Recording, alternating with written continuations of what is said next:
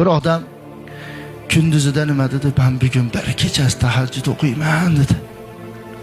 Alloh taolo farishtalarga maqtanarkan, o baldanmi qaranglar. 70 ming eshiklik, 70 mingta bog'i bor, 70 mingta xurumga suvchi bo'lyapti. O'qiyman dedi, xolos, hali o'qigan yo'q.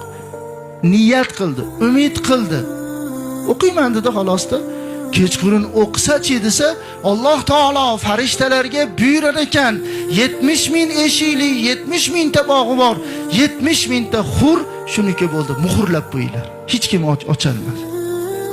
2 rakat o'qisa bitta, 4 rakat o'qisa yana bitta. Yana 2 rakatdan 6 rakat o'qib qo'ysachi, 3 ta qasr berilyapti. İnsanlarda ba'zilarda jannati shunaqa bo'lar ekanki, qaragan odam bu dunyoga 2 barobar katta bo'lsa ham, qaragan odam nimasi jannatchi ekandirkanda.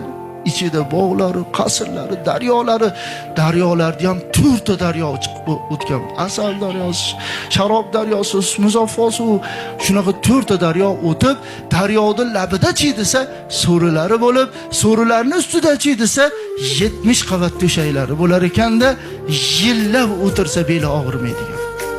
So'rida yonboshlab yotib, olma yegisi kelib qoldi deydi. Olma. Olma o'zi sekin shoxi bilan egilib kelar ekan. Qo'lini uzatish ham mashaqqat ekan. Shunday og'ziga kelsa, olib olar ekanda. Ey Robbim, biz dunyo hayotida olma yeymiz desak, yo shoxiga chiqardik, yo cho'pay bilan, yo bir nima bilan, mashaqqat bilan nima qilardik. Bu hozir shunday o'zi kelib yeb qo'ya qolyapman desak, Alloh taolo aytgan, jannatda mashaqqat yo'q. Rohat. Uchib ketyapti bir qush. Qarang, uchib ketyapti. Shuni siz go'shini yegis kelib qoldi deng.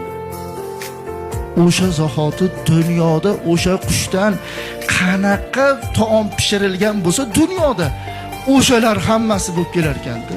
2000 xil taomda, tabakisi bormi, grili bormi, shashligi bormi, paloni bormi, pistoni bormi, tandirda nima qilgani bormi, dimlangani bormi, men qaligim hamma taomlarda suyug'i, qo'yig'i qilib endi yeb bo'lishiga yo'q, yana uchib ketaverar ekan.